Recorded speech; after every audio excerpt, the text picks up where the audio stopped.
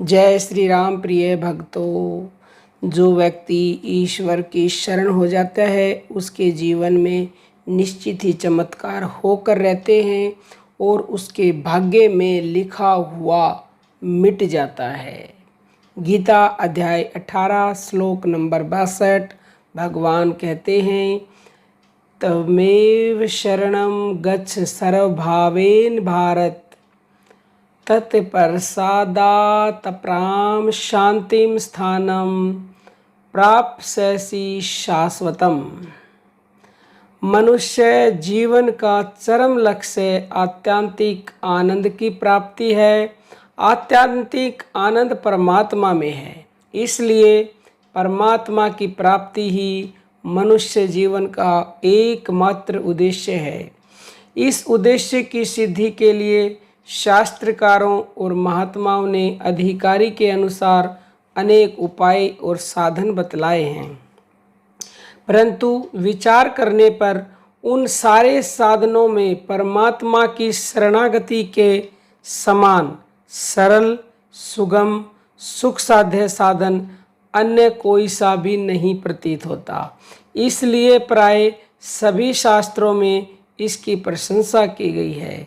श्रीमद् भगवत गीता में तो उपदेश का आरंभ और पर्यवसान दोनों ही शरणागति में होते हैं। पहले अर्जुन अध्याय 2 श्लोक नंबर 7 में कहता है, मैं आपका शिष्य हूँ, शरणागत हूँ, मुझे यथार्थ उपदेश दीजिए। ऐसा कहता है, तब भगवान उपदेश का आरंभ करते हैं और अंत में उपदेश का उपसंहार करते हुए कहते हैं, संपूर्ण धर्मों का अर्थात संपूर्ण कर्मों के आश्रय को त्याग कर केवल मुझ एक सच्चिदानंद घन वासुदेव परमात्मा की अनन्य शरण को प्राप्त हो। मैं तुझे संपूर्ण पापों से मुक्त कर दूंगा, तू चिंता न कर। अध्याय 18 श्लोक नंबर 66। इससे पहले भी भगवान ने शरणागति को जितना महत्व दिया है उतना अन्य किसी भी साधन को नहीं दिया। जाति या आचरण से कोई कैसा भी नीच या पापी क्यों न हो, भगवान की शरण मात्र से ही वह अनायास परम गति को प्राप्त हो जाता है। भगवान ने गीता अध्याय 9 श्लोक नंबर 32 में कहा है, हे अर्जुन, स्त्री, वैश्य, शूद्र आदि और पाप योनि वाले भी जो कोई होए वे भी मेरी शरण होकर तो परम गति को ही प्राप्त होते हैं। कठोपनिषद अध्याय 2 में आया है, यह अक्षर ही ब्रह्म स्वरूप है, यह अक्षर ही पर रूप है। इस अक्षर को जानकर जो पुरुष जैसी इच्छा करता है उसको वह ही प्राप्त होता है। इस अक्षर का आश्रय यानी कि शरण लेना ही श्रेष्ठ है। यह आश्रय सर्वोत्कृष्ट है। इस आश्रय को जानकर वह ब्रह्मलोक में पूजित होता है। महर्षि पतंजलि अन्य सब उपायों से इसी को सुगम बतलाते हुए कहते हैं, ईश्वर प्रणिधानाधा। योग दर्शन अध्याय 1 में ईश्वर की शरणागति से समाधि की प्राप्ति होती है। आगे चलकर पतंजलि इसका फल बताते हैं। योग दर्शन अध्याय 1 में उस ईश्वर प्रणिधान से परमात्मा की प्राप्ति और साधन में आने वाले संपूर्ण विघ्नों का भी अत्यंत अभाव हो जाता है। भगवान श्री राम घोषणा करते हैं, यह तो प्रमाणों का केवल एक दिग्दर्शन मात्र है। शास्त्रों में शरणागति की महिमा के असंख्य प्रमाण वर्तमान हैं, परंतु विचारणीय विषय तो यह है कि शरणागति वास्तव में किसे कहते हैं। केवल मुख से कह देना ही, हे भगवान मैं आपके शरण हूँ, शरणागति का स्वरूप नहीं है। साधारणतः शरणागति का अर्थ किया जाता है मन, वाणी और शरीर को सर्वतोभाव से भगवान के अर्पण कर देना, परंतु यह अर्पण भी केवल कृष्णा अर्पण मस्तु कह देने मात्र से सिद्ध नहीं हो सकता। यदि इसी में अर्पण की सिद्धि होती तो अब तक न मालूम कितने भगवान के शरणागत भक्त हो गए होते हैं। इसलिए अब यह समझना है चाहिए कि अर्पण किसे कहते हैं। शरण, आश्रय, अनन्य भक्ति, अव्यभिचारिणी भक्ति, अवलंबन, निर्भरता और आत्मसमर्पण आदि शब्द प्राय एक ही अर्थ के बोधक हैं। एक परमात्मा के सिवा किसी का किसी भी काल में कुछ भी सहारा न समझकर लज्जा, भय, मान बढ़ाई और आसक्ति को त्याग कर शरीर और संसार में अहंता ममता से रहित होकर केवल एक परमात्मा को ही अपना परम आश्रय, परम गति और सर्वस्व समझना तथा अनन्य भाव से अतिशय श्रद्धा, भक्ति और प्रेम पूर्वक निरंतर भगवान के नाम, गुण, प्रभाव और स्वरूप का चिंतन करते रहना और भगवान का भजन समन करते हुए ही उनकी आज्ञा के अनुसार सारे कर्तव्य कर्मों का निस्वार्थ भाव से केवल भगवान के लिए ही आचरण करते रहना, यही सब प्रकार से परमात्मा के अनन्य शरण होना है। इस शरणागति में मुख्यतः 4 बातें साधक के लिए समझने की हैं। पहली है सब कुछ परमात्मा का समझकर उसके अर्पण करना। दूसरी है उसके प्रत्येक विधान में परम संतुष्ट रहना। तीसरी है उसके आज्ञा अनुसार उसी के लिए सभी कर्तव्य कर्म करना। और चौथी है नित्य निरंतर स्वाभाविक ही उसका एक तार स्मरण रखना। अब इन चारों को हम विस्तार से जानेंगे। सर्वस्व अर्पण किस तरह करना है। सब कुछ परमात्मा के अर्पण कर देने का अर्थ घर द्वार छोड़कर सन्यासी हो जाना या कर्तव्य कर्मों का त्याग कर कर्म विहीन हो बैठना नहीं है। सांसारिक वस्तुओं पर हमने भूल से जो ममता आरोपित कर रखी है, यानी उनमें जो अपनापन है, उसे उठा देना, यही उसकी वस्तु उसके अर्पण कर देना है। वस्तुएं तो उसी की हैं, हमसे छीन भी जाती हैं, परंतु हम उन्हें भ्रम से अपनी मान लेते हैं। इसी से छीनने के समय हमें रोना भी पड़ता है। उदाहरण के द्वारा समझिए, एक धनी सेठ का बड़ा कारोबार है, उस पर एक मुनीम काम करता है। सेठ ने उसको ईमानदार और कर्तव्यपरायण समझकर संपत्ति की रक्षा, व्यापार के संचालन और नियम अनुसार व्यवहार करने का सारा भार सौंप रखा है। अब मुनीम का यही काम है कि वह मालिक की किसी भी वस्तु पर अपना किंचित भी अधिकार न समझकर, किसी भी ममता या अहंकार न रखकर, मालिक की आज्ञा और उसकी नियत की हुई विधि के अनुसार समस्त कार्य बड़ी दक्षता, सावधानी और ईमानदारी के साथ करता रहे। करोड़ों का लेन देन करे, करोड़ों की संपत्ति पर मालिक की भांति अपनी संभाल रखे, मालिक के नाम से हस्ताक्षर करे, परंतु अपना कुछ भी न समझे। मूलधन मालिक का है, कारोबार में होने वाला मुनाफा मालिक का है और नुकसान का उत्तरदायित्व भी मालिक का है। यदि वह मुनीम कहीं भूल, प्रमाद या बेईमानी से मालिक के धन को अपना समझकर अपने काम में लाना चाहे, मालिक की संपत्ति या नेक नफ़े की रकम पर अधिकार कर ले, तो वह चोर, बेईमान या अपराधी समझा जाता है।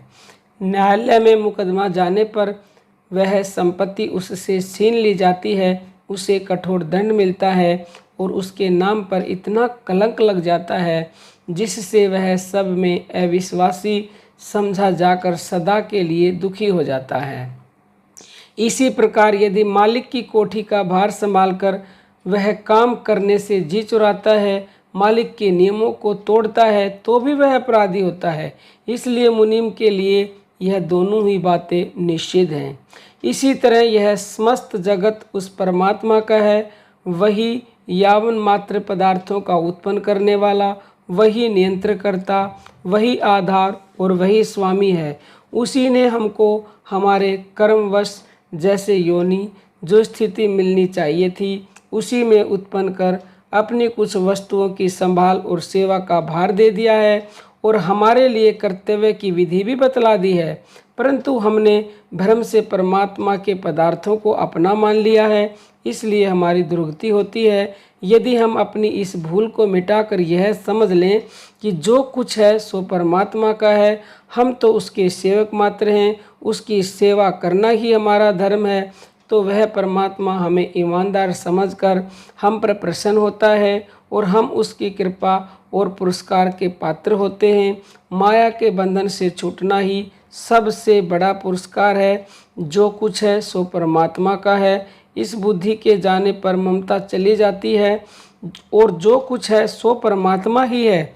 इस बुद्धि से अहंकार का नाश हो जाता है, यानी एक परमात्मा को ही जगत का उपादान और निमित्त कारण समझ लेने से उसमें ममता और अहंकार यानी कि मैं और मेरा नष्ट हो जाता है। मैं और मेरा ही बंधन है। भगवान का शरणागत भक्त मैं मेरा के बंधन से मुक्त होकर परमात्मा से कहता है कि बस केवल एक तू ही है और सब तेरा ही है। यही अर्पण है।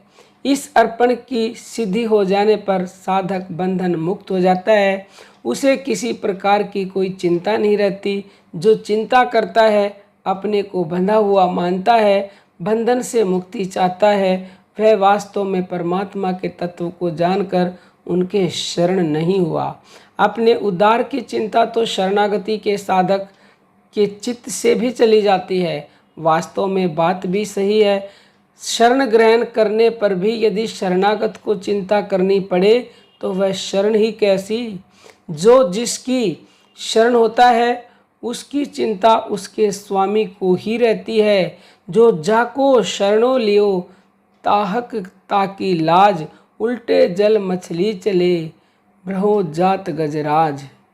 जब कबूतर के शरणागत हो जाने पर दया और शरणागत वत्सलता के वशीभूत हो महाराज शिव ही अपने शरीर का मांस देकर उसकी रक्षा कर सकते हैं, तब वह परमेश्वर जो अनाथों का नाथ है, दया का अनंत अथाह सागर है। जगत के इतिहास में शरणागत वत्सलता की बड़ी से बड़ी घटना, जिसकी शरणागत वत्सलता के सामने सागर की तुलना में एक जल कण के समान भी नहीं है, क्या शरण होने पर वह हमारी रक्षा और उद्धार न करेगा। यदि इतने पर हमारे मन में अपने उद्धार की चिंता होती है और हम अपने को शरणागत भी समझते हैं तो यह हमारी नीचता है। हम शरणागति का रहस्य ही नहीं समझते। वास्तव में शरणागत भक्त को उद्धार होने न होने से मतलब ही क्या। वह तो अपने आप को मन बुद्धि सहित अपने उसके चरणों में समर्पित कर सर्वथा निश्चिंत हो जाता है। उसे उद्धार की परवाह ही क्यों होने लगी। शरणागति के रहस्य को समझने वाले भक्त के लिए उद्धार की चिंता करना तो दूर रहा, वह इस प्रसंग की स्मृति को भी पसंद नहीं करता। यदि भगवान स्वयं कभी उसे उद्धार की बात कहते हैं तो वह अपनी शरणागति में त्रुटि समझकर लज्जित और संकुचित होकर अपने को धिक्कारता है। वह समझता है कि यदि मेरे मन में कहीं मुक्ति की इच्छा छिपी हुई न होती तो आज इस अप्रिय प्रसंग के लिए अवसर ही क्यों आता। मुक्ति तो भगवान प्रेम का पासंग मात्र है। उस प्रेम धन को छोड़कर पासंग की इच्छा करना अत्यंत लज्जा का विषय है। मुक्ति की इच्छा को कलंक समझकर और अपनी दुर्बलता तथा नीचाशयता का अनुभव कर भगवान पर अपना अविश्वास जानकर वह परमात्मा के सामने एकांत में रोकर पुकार उठता है कि हे प्रभु, आज तक मेरे हृदय में मुक्ति की इच्छा बनी हुई है, तब तक मैं आपका दास कहाँ। मैं तो मुक्ति का ही गुलाम हूँ। आपको छोड़कर अन्य की आशा करता हूँ, मुक्ति के लिए आपकी भक्ति करता हूँ और इतने पर भी अपने को निष्काम प्रेमी शरणागत भक्त समझता हूँ। नाथ, यह मेरा दंभाचरण है। स्वामीन, दया कर इस दंभ का नाश कीजिए। मेरे हृदय से मुक्ति रूपी स्वार्थ की कामना का भी मूलोच्छेद कर अपने अनन्य प्रेम की भिक्षा दीजिए। आप श्री के अनुपम में दया में से कुछ मांगना अवश्य ही लड़कपन है, परंतु आतुर क्या नहीं करता। इस तरह से शरणागत भक्त सब कुछ भगवत अर्पण कर सब प्रकार से निश्चिंत हो रहता है।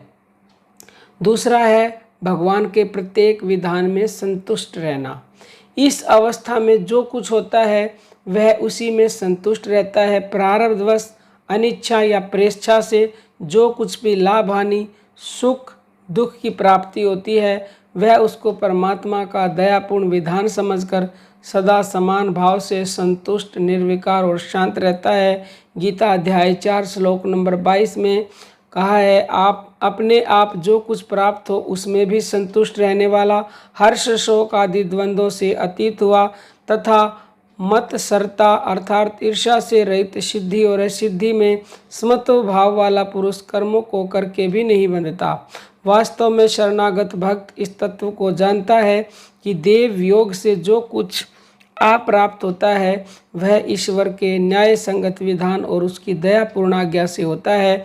इससे वह उसे परम सुहृदय प्रभु द्वारा भेजा हुआ इनाम समझकर आनंद से मस्तक झुकाकर ग्रहण करता है। जैसे कोई प्रेमी सज्जन अपने किसी प्रेमी न्यायकारी सुहृद सज्जन के द्वारा किए हुए न्याय को अपनी इच्छा से प्रतिकूल फैसला होने पर भी उस सज्जन की न्यायपरायणता, विवेक बुद्धि, विचारशीलता, सुहृदता, पक्षपातहीनता और प्रेम पर विश्वास रखकर हर्ष के साथ स्वीकार कर लेता है, उसी प्रकार शरणागत भक्त भी भगवान के कड़े से कड़े विधान को सहर्ष सादर स्वीकार करता है, क्योंकि वह जानता है मेरा सुहृदय अकारण करुणाशील भगवान जो कुछ विधान करता है उसमें उसकी दया, प्रेम, न्याय और मेरी मंगल कामना भरी रहती है।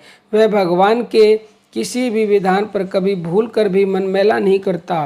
कभी कभी भगवान अपने शरणागत भक्त की कठिन परीक्षा भी लिया करते हैं।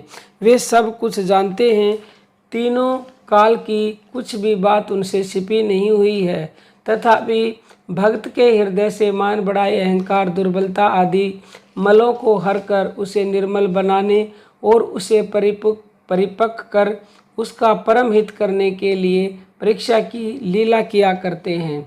जो परमात्मा के प्रेमी सज्जन शरणागति के तत्व को समझ लेते हैं उन्हें तो कोई भी विषय अपने मन से प्रतिकूल प्रतीत ही नहीं होता। बाजीगर की कोई भी चेष्टा उसके जमूरे को अपने मन से प्रतिकूल या दुखनाशक नहीं दिखती। वह अपने स्वामी की इच्छा के अधीन होकर बड़े हर्ष के साथ उसकी प्रत्येक क्रिया को स्वीकार करता है। इसी प्रकार भक्त भी भगवान की प्रत्येक लीला में प्रसन्न रहता है। वह जानता है कि यह सब मेरे नाथ की माया है। वे अद्भुत खिलाड़ी नाना प्रकार के खेल करते हैं। मुझ पर तो उनकी अपार दया है जो उन्होंने अपनी लीला में मुझे साथ रखा है। यह मेरा बड़ा सौभाग्य है जो मैं उस लीला में की लीलाओं का साधन बन सका हूँ। यूँ समझकर वह उसकी प्रत्येक लीला में, उसके प्रत्येक खेल में उसकी चातुरी और उसके पीछे उसका दिव्य दर्शन कर पद पद पर प्रसन्न होता है। यह तो सिद्ध शरणागत भक्त की बात है, परंतु शरणागति का साधक भी प्रत्येक सुख दुख को उसका दयापूर्ण विधान मानकर प्रसन्न होता है। यहाँ पर यह प्रश्न होता है कि सुख की प्राप्ति में तो प्रसन्न होना स्वाभाविक और युक्तियुक्त है, परंतु दुख में सुख की तरह प्रसन्न होना कैसे संभव है? तो इसका उत्तर यह है कि परमात्मा के तत्व को जानने वाले पुरुषों की दृष्टि में तो सुख की प्राप्ति से होने वाली प्रसन्नता और शांति भी विकार ही है। वह तो पुण्य पाप वश प्राप्त होने वाले अनुकूल या प्रतिकूल विषयजन्य सुख दुख दोनों से ही अतीत है। परंतु साधन काल में भी प्रसन्नता तो होनी ही चाहिए। जैसे कठिन रोग के समय बुद्धिमान रोगी सद्वैद्य द्वारा दी हुई अत्यंत कड़वी उपयोगी औषधि का बड़ी आसानी से सेवन करता है और वैद्य का बड़ा उपकार मानता है, इसी प्रकार निस्वार्थी वैद्य रूप परम सुहृदय परमात्मा द्वारा विधान किए हुए कष्टों को सहकर स्वीकार करते हुए उसकी कृपा और सदा सहता के लिए ऋणी होकर सुखी होना चाहिए। भगवान का प्रिय प्रेमी शरणागत भक्त महान दुख रूप फल को बड़े आनंद के साथ भोगता हुआ पद पद पर उसकी दया का स्मरण कर परम प्रसन्न होता है। वह समझता है कि दयालु डॉक्टर जैसे पके हुए फोड़े में चीरा देकर सड़ी हुई मवाद को बाहर निकाल कर उसे रोग मुक्त कर देता है, उसी प्रकार भगवान भक्त के हितार्थ कभी कभी कष्ट रूपी चीरा लगाकर उसे निरोग बना देता है। इसमें उनकी दया ही भरी रहती है। यह समझकर भक्त अपने भगवान के प्रत्येक विधान में परम संतुष्ट रहता है। वह दुख से उद्गिन नहीं होता और सुख की सपरा नहीं करता। ऐसा गीता अध्याय 2 के श्लोक नंबर 56 में कहा गया है। तीसरा है भगवान के आज्ञा अनुसार कर्म करना। इसलिए सुख की इच्छा न रहने के कारण वह आसक्ति या कामनावश कोई भी निषिद्ध कार्य नहीं कर सकता। उसका प्रत्येक कार्य ईश्वर की आज्ञा अनुसार होता है। उसकी कोई भी क्रिया परमात्मा की इच्छा के प्रतिकूल नहीं होती, क्योंकि परमात्मा की इच्छा में ही वह अपनी इच्छा मिला देता है। वह अपनी कोई स्वतंत्र इच्छा नहीं रखता। जबकि एक साधारण श्रद्धालु सेवक भी अपने स्वामी के प्रतिकूल कोई कार्य करना नहीं चाहता। कभी भूल से कोई विपरीत आचरण हो जाता है तो वह लज्जित संकुचित होकर अपनी भूल पर अत्यंत पश्चाताप करता है। तब भला निष्काम प्रेम भाव से शरण में आया हुआ श्रद्धालु ईश्वर भक्त परमात्मा के प्रतिकूल किंचित मात्र कार्य भी कैसे कर सकता है। जैसे सती शिरोमणि पतिव्रता स्त्री अपने परम प्रिय पति की भ्रिकुटी की ओर ताकती हुई सदा सर्वदा पति के अनुकूल ही उसकी छाया के समान चलती है, उसी प्रकार ईश्वर प्रेमी शरणागत भक्त भगवत इच्छा का अनुसरण करता है। सब कुछ उसी का समझकर उसी के लिए कार्य करता है। प्रश्न ये है अब कि जब ईश्वर सबके प्रत्यक्ष नहीं है तब ईश्वर की आज्ञा या इच्छा का पता कैसे चले। इसका उत्तर ये है कि प्रथम तो शास्त्रों की आज्ञा ही एक प्रकार से ईश्वर की आज्ञा है, क्योंकि त्रिकालज्ञ भक्त ऋषियों ने भगवान का अभिप्राय समझकर ही प्राय शास्त्रों का निर्माण किया है। दूसरे श्रीमद् भागवत गीता जैसे ग्रंथों में भगवत आज्ञा प्रत्यक्ष ही है। इसके सिवा भगवान सर्वव्यापी और सर्वांतयामी होने से सबके हृदय में सदा प्रत्यक्ष विद्यमान है। मनुष्य यदि स्वार्थ छोड़कर सरल जिज्ञासु भाव से हृदय स्थित ईश्वर से पूछे तो उसे साधारणतः यथार्थ उत्तर मिल ही जाता है। झूठ बोलने, चोरी करने या हिंसा आदि करने के लिए किसी का भी हृदय सच्चे भाव से आज्ञा नहीं देता। यही भगवान की इच्छा का संकेत है। अंतःकरण पर अज्ञान का विशेष आवरण होने के कारण जिस प्रश्न के उत्तर में शंका युक्त जवाब मिले, जिसके निर्णय करने में हमारी बुद्धि समर्थ न हो, उस विषय में स्वार्थ रहित सदाचारी धर्म के तत्व को जानने वाले पुरुषों से पूछकर निर्णय लेना चाहिए। जिस विषय में अपने मन में शंका न हो, उस विषय में भी उत्तम पुरुषों से परामर्श कर लेना तो लाभदायक ही है, क्योंकि जब तक मनुष्य परमात्मा को तत्व से नहीं जान लेता तब तक भ्रम से कहीं कहीं असत्य का सत्य के रूप में प्रतीत हो जाना संभव है। इसलिए निर्णीत विषयों को भी सत्पुरुषों की सम्मति से मार्जन कर लेना उचित है। अंतःकरण शुद्ध होने पर परमात्मा का संकेत यथार्थ समझ में आने लगता है। फिर साधक जो कुछ करता है सो सब प्राय ईश्वर के अनुकूल ही करता है। यह देखा जाता है कि मालिक के इच्छानुसार बरतने वाला स्वामी भक्त सेवक जो सदा मालिक के इशारे पर अनुसार काम करता है, वह मालिक के भाव को तनिक से इशारे मात्र से ही समझ लेता है। जब साधारण मनुष्यों में ऐसा होता है तब एक ईश्वर का शरणागत भक्त श्रद्धा, विश्वास और प्रेम के बल से ईश्वर के तात्पर्य को समझने लगे तो इसमें तो आश्चर्य ही क्या है। ईश्वर की इच्छा समझने के लिए एक बात और है, यह समझ लेना चाहिए कि ईश्वर सर्वज्ञ, सुहृदय, दयासागर, सबके आत्मा और सबके हित में रत है। इसलिए किसी भी जीव का किसी भी प्रकार से किसी भी काल में अहित या अनिष्ट करने में उसकी सम्मति नहीं हो सकती। इसलिए जिस कार्य से यथार्थ रूप में दूसरों का हित हो वही ईश्वर की इच्छा के अनुकूल कार्य है, और जिससे जीवों का अनिष्ट होता है वह उसकी इच्छा के प्रतिकूल कार्य है। कुछ लोग भ्रमवश शास्त्र या धर्म की आड़ लेकर प्राय अहित, अनिष्ट या हिंसा आदि को धर्म मान लेते हैं, परंतु ऐसा मानना अनुचित है। हिंसा और अहित कभी धर्म या ईश्वर को अभिप्रेत नहीं हो सकता। अवश्य ही किसी के हित के लिए माता पिता या गुरु द्वारा स्नेह भाव से अपने बालक या शिष्य को ताड़ना देने के समान दंड आदि देना हिंसा में शामिल नहीं है। इसलिए भक्त प्रत्येक कार्य भगवत इच्छा के अनुकूल ही करता है, जिससे वह कभी पाप या निषिद्ध कर्म तो कर ही नहीं सकता। उसका प्रत्येक कार्य स्वाभाविक ही सरल, सात्विक और लोकहितकारी होता है, क्योंकि उसका संसार में न कोई स्वार्थ है, न किसी वस्तु में आसक्ति है और न किसी काल में किसी से भय है। शरणागत भक्त की तो बात ही क्या है, भय और पाप तो उसके भी नहीं रहते जो ईश्वर का यथार्थ रूप से अस्तित्व होनापन ही मान लेता है। राजा या राज कर्मचारी निर्जन स्थान या अंधकारमय रात्रि में सब जगह मौजूद नहीं रहते, परंतु राज्य की सत्ता के कारण ही लोग प्राय नियम विरुद्ध कार्य नहीं करते। राज कर्मचारी जहाँ रहता है वहाँ के कानून तोड़ना बड़ा ही कठिन रहता है। जब राज सत्ता का यह प्रताप होता है तब सर्वशक्तिमान परमात्मा को जो सब जगह देखता है, उससे पाप कैसे बन सकते हैं। ईश्वर सर्वव्यापी होने के कारण सब जगह रहना उनका सिद्ध ही है, फिर भय भी किस बात का है। क्योंकि जब एक भी राज कर्मचारी साथ होने पर कहीं चोरों का भय नहीं रहता, तब राजेश्वर भगवान जिसके साथ हों उसके लिए भय की संभावना ही कहाँ है। जो अपने को भक्त कहकर परिचय देते हुए भी पापों में फंसे रहते हैं या बात बात में मृत्यु आदि का भय करते हैं, वे अर्थार्थ में ईश्वर का अस्तित्व ही नहीं मानते। ईश्वर को मानने वाले तो नित्य निष्पाप और निर्भय रहते हैं। नंबर 4 है भगवान का निरंतर चिंतन करना।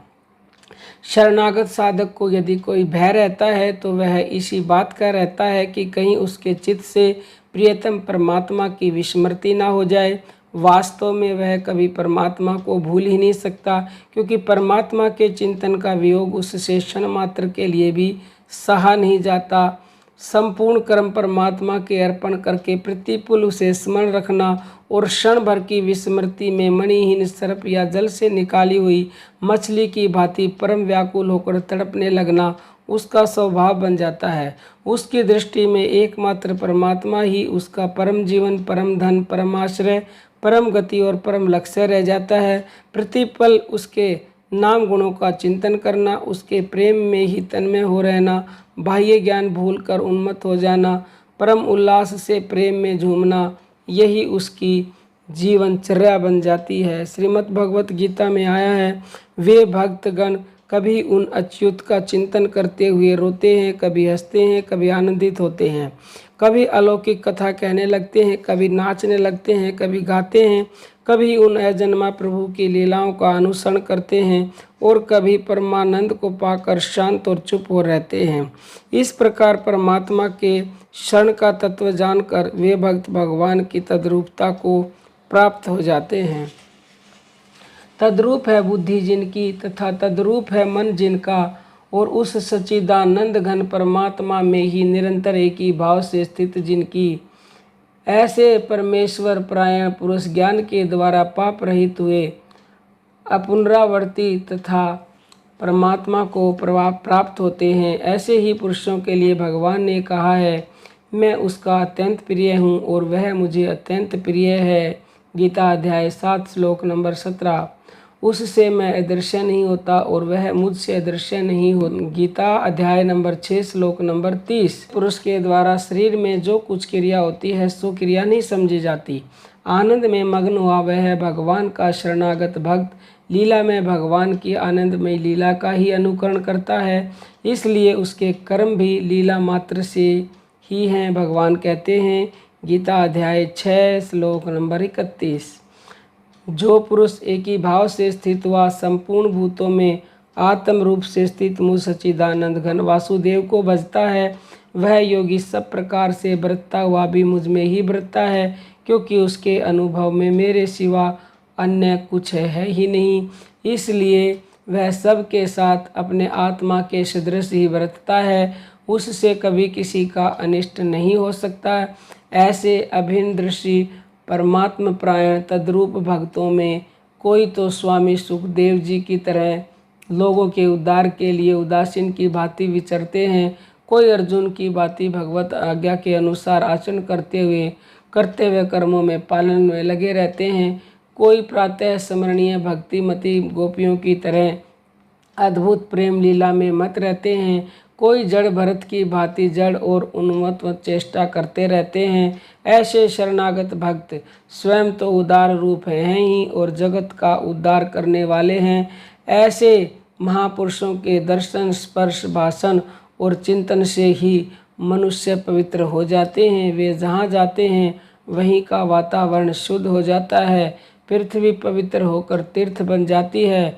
ऐसे ही पुरुषों का संसार में जन्म लेना सार्थक और धन्य है। जय श्री कृष्णा, जय श्री राम। प्रिय भक्तों।